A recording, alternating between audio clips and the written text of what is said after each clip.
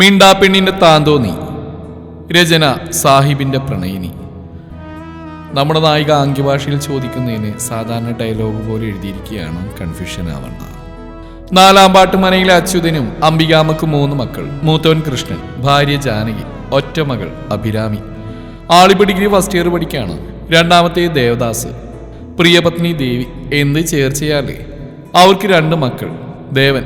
പിന്നെ ഈ കഥയിലെ നായിക ദേവിക എന്ന ഞാൻ. എന്നെക്കുറിച്ച് കൂടുതലൊന്നും പറയാനില്ലെങ്കിലും ഞാൻ ജന്മനാ സംസാരശേഷി നഷ്ടപ്പെട്ട കുട്ടിയാണ്. പക്ഷെ അതിൻ്റെ സെന്റിമെന്റ്സ് ഒന്നും ആർക്കും ഇല്ല. എൻ്റെ വിധി അല്ലാണ്ടെന്താ. പിന്നെ നേരത്തെ അഭിരാമിയെക്കുറിച്ച് പറഞ്ഞില്ലേ, അവളാണ് എൻ്റെ ബെസ്റ്റ് ഫ്രണ്ട് അഭി. ഞാൻ പറയുന്ന ആംഗ്യഭാഷ എല്ലാവർക്കും പറഞ്ഞു കൊടുക്കുന്ന അവളാണ്. പിന്നെയുള്ളത് ഞങ്ങളുടെ അമ്മായി ലക്ഷ്മി, ഭർത്താവ് ഹരിനാരായണൻ. അവർക്ക് 2 മക്കളാണ്. മൂത്ത ഗൗരി ചേച്ചി. പിന്നെയുള്ള ആൾ കുറച്ച് സ്പെഷ്യലാണ്. വേറെ ആരുമല്ല, എൻ്റെ കളിക്കൂട്ടുകാരൻ, എല്ലാമായ കണ്ണേട്ടൻ. അർജുൻ എന്നാണ് ശരിക്കുമുള്ള പേര്. ഇന്നിവിടെ ഒരു പരിപാടിയുണ്ട്. കണ്ണേട്ടൻ കുറെ കാലത്തിന് ശേഷം നാട്ടിൽ ലാൻഡ് ആവാൻ പോവുക. ഒരു ഉത്സവം തന്നെയാണ്. ഞാനും അഭിയും കൂടി രാവിലെ തന്നെ അമ്പലത്തിലൊക്കെ പോയി വന്നു. പിന്നെ നമ്മൾ റെഡിയാവാൻ വേണ്ടി പോയി. മാമ്പഴ കളറുള്ള ധാവണിയാണ് എൻ്റെ വേഷം. അതുപോലെ തന്നെ വർക്കുള്ള മെറൂൺ കളർ ധാവണിയാണ് അഭി ധരിച്ച്. പെട്ടെന്ന് ചെണ്ടമേളം കേട്ടു. ആഹാ, ആളെത്തിയല്ലോ. കണ്ണേട്ടൻ വന്ന് എല്ലാവരുടെയും അനുഗ്രഹമൊക്കെ വാങ്ങി. അപ്പോഴാണ് ഞാൻ ശ്രദ്ധിക്കുന്നത്, അവരുടെ കൂടെ തുണിക്ക് ദാരിദ്ര്യം പിടിച്ച പോലെ ഒരു പെണ്ണ്. മുഖമാണെങ്കിൽ പെയിന്റിൽ മുക്കി എടുത്ത പോലെയുണ്ട്. ആകെ വല്ലാത്തൊരു കോലം. അയ്യോ, ഇവളെന്താ ഈ കാണിക്കുന്നേ? ഇവളെന്തിനാ അമ്മായിയുടെ അനുഗ്രഹം വാങ്ങിക്കുന്നേ? എന്തോ കുഴപ്പമുണ്ടല്ലോ.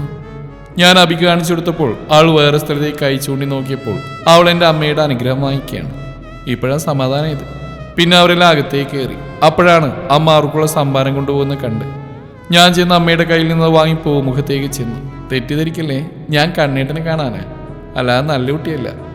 സംഭാരം എല്ലാവർക്കും കൊടുത്തു. കണ്ണേട്ടൻ്റെ അടുത്തെത്തിയപ്പോൾ നമുക്കൊന്ന് ചിരിച്ചു തന്നു. ഓ, എന്നാ ചിരിയ. പിന്നെ പുട്ടിമോൾക്ക്.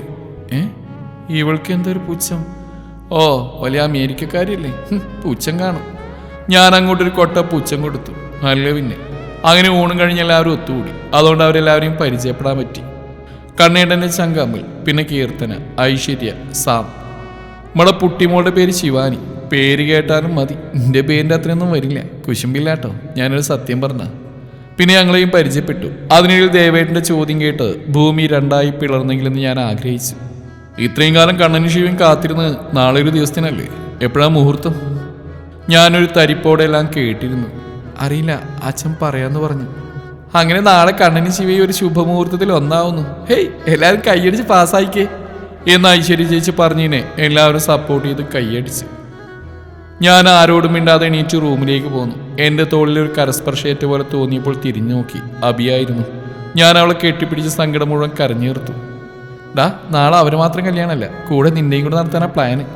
ഞാൻ നെറ്റി വിളിച്ച് അവൾ നോക്കി. വരനാരാന്നറിയോ? നമ്മളെ ജിത്തേട്ടൻ. വീണ്ടും ഞെട്ടി. ജിത്തേട്ടൻ ആരാന്നറിയോ? അമ്മയുടെ ആങ്ങളയുടെ മകനാ. ഞങ്ങളുമായിട്ട് വലിയ കൂട്ടാണ്. അഭി, അപ്പൊ ജിത്തേട്ടൻ്റെ പ്രണയം? അങ്ങേർക്കൊരു പെൺകുട്ടി ഇഷ്ടമാണെന്ന് പറഞ്ഞില്ലായിരുന്നു അവളോട്? അതൊന്നും എനിക്കറിയില്ല. നീ വിഷമിക്കണ്ടടി. കണ്ണേട്ടനെ മറക്കണമെന്ന് ഞാൻ പറയില്ല. പക്ഷേ ജിത്തേട്ടൻ പാവം, വിഷമിപ്പിക്കരുത്. അതും പറഞ്ഞ അവൾ പോയി. എന്തിനാ ദൈവമേ എനിക്ക് മാത്രം ഇങ്ങനെ? ഇന്നുവരെ നീ തന്ന കുറവുകൾ കൊണ്ട് ഒരിക്കലും ഞാൻ നിന്നോട് വിഷമം പറഞ്ഞിട്ടില്ലല്ലോ. എല്ലാം നല്ലതിന് വേണ്ടി. രാത്രി ഭക്ഷണം കഴിഞ്ഞ് കിടക്കാൻ നിൽക്കുമ്പോൾ അച്ഛനും അമ്മയും ചേട്ടനും കൂടെ വരുന്നുണ്ട്. അവരും കല്യാണത്തെപ്പറ്റി പറയാനാണ് വന്നത്. കൂടെ അമ്മയുടെ കുറെ ഉപദേശവും. അങ്ങനെ ഞാൻ എല്ലാം ദൈവത്തിൽ അർപ്പിച്ചുകൊണ്ട് കിടന്നു. പിറ്റേന്ന് നേരത്തെ എണീറ്റ് കുളിച്ച് താഴേക്ക് പോകാൻ വേണ്ടി നിൽക്കുമ്പോഴാണ് പെൺപടകൾ മുകളിലേക്ക് കയറി വന്നത്. ഇപ്പോഴാണ് മനസ്സിലായത് അവരെന്നെ ഒരുക്കാൻ വേണ്ടി വന്നതാണ്. ചുവപ്പ് കളറുള്ള സാരി സൗന്ദര്യം ഒന്ന് കൂടിയ പോലെ നേരെ അമ്പലത്തിലേക്ക് വിട്ടു. അവിടെ ചെന്നപ്പോൾ എല്ലാവരും എത്തിയിട്ടുണ്ട്. ആരെയും നോക്കാനുള്ള ശക്തി മനസ്സിനില്ല. എല്ലാം കൈവിട്ട് പോവുകയാണല്ലോ. എൻ്റെ തൊട്ടപ്പുറത്ത് തന്നെ ശിവയുണ്ട്. അവളും കാണാൻ നല്ല ഭംഗിയുണ്ട്. ഞാൻ അഭിയെ കുറെ തിരഞ്ഞെങ്കിലും കണ്ടില്ല. അങ്ങനെ മുഹൂർത്തായെന്ന് പറഞ്ഞ് എല്ലാവരും അങ്ങോട്ട് നടന്നു. ജിത്തേട്ടൻ്റെ താലി കഴുത്തിൽ വീണപ്പോൾ എൻ്റെ കണ്ണു നിറഞ്ഞൊഴുകി. ഇത്രയും നാൾ ഞാൻ കണ്ട സ്വപ്നം എല്ലാം ഇന്ന് എനിക്ക് അന്നി. സീമന്തരേഖയിൽ സിന്ദൂരം ചാർത്തിയപ്പോൾ ആ മുഖത്തേക്ക് നോക്കിയ ഞാൻ ഞെട്ടിപ്പോയി. ജിത്തേട്ടനല്ല, പകരം കണ്ണേട്ടൻ. ഏയ്, ഇത് സ്വപ്നവും എനിക്കറിയാം. എന്തിനാ കണ്ണ എന്നെ വിഷമിപ്പിക്കുന്നേ? ഞാൻ കണ്ണ് തിരുമ്മി തുറന്നു. അപ്പോൾ സ്വപ്നമല്ലേ? അപ്പോഴാണ് കണ്ണേട്ടൻ എനിക്ക് നേരെ സൈറ്റ് അടിച്ച്. അപ്പോൾ ഞാൻ തലയിരിച്ച് നോക്കിയപ്പോൾ അപ്പുറത്തെ ശിവയും ജിത്തേട്ടനും തൊഴുതു നിൽക്കുന്നു. അപ്പോൾ ദേവേട്ടൻ്റെ അടുത്തേക്ക് ഒന്ന് ചോദിച്ചു, എങ്ങനെയുണ്ട് പെണ്ണേ, ട്വിസ്റ്റ് ഇഷ്ടപ്പെട്ടോ? അപ്പോൾ ഞാൻ അങ്ങേരെ ചുണ്ടൂർപ്പിച്ച് നോക്കി. എന്നിട്ട് ചിരിച്ചുകൊണ്ട് ചേട്ടനെ കെട്ടിപ്പിടിച്ചു. അങ്ങനെ സദ്യയൊക്കെ കഴിഞ്ഞ് വൈകുന്നേരം പാർട്ടിയുണ്ട്. എല്ലാവരെയും ക്ഷണിച്ചുകൊണ്ട് ഒരുപാട് പേര് വന്നിട്ടുണ്ട്. അങ്ങനെ ഫംഗ്ഷൻ കഴിഞ്ഞ് എല്ലാവരും പോയി. പിന്നെ അബിയും ഗൗരി ചേച്ചിയും കൂടെ സെറ്റ് സാരി ഉടുപ്പിച്ചു. രണ്ടാളും ഓൾ ദ ബെസ്റ്റ് വന്നിട്ട് പോയി. ഇതെന്തിനാണെന്ന് ആലോചിച്ച് നിൽക്കുമ്പോഴാണ് അമ്മായി വന്ന് പാൽ ഗ്ലാസ് കയ്യിലേക്ക് തന്നു. ഓഹോ, അപ്പം അതാണ് കാര്യം. ഞാൻ അതുമായി മുറിയിലേക്ക് ചെന്നു. അവിടെ എത്തിയപ്പോൾ കണ്ണേട്ടനിട്ട് ബെഡിലിരിക്കുന്നു. ഞാൻ മുറിയിലേക്ക് കയറി വാതിലടച്ചു. അങ്ങേരം മൈൻഡ് ചെയ്യാതെ ബെഡിൽ കയറി കിടന്നു. ഓഹോ, നീ അത്രക്കായോ?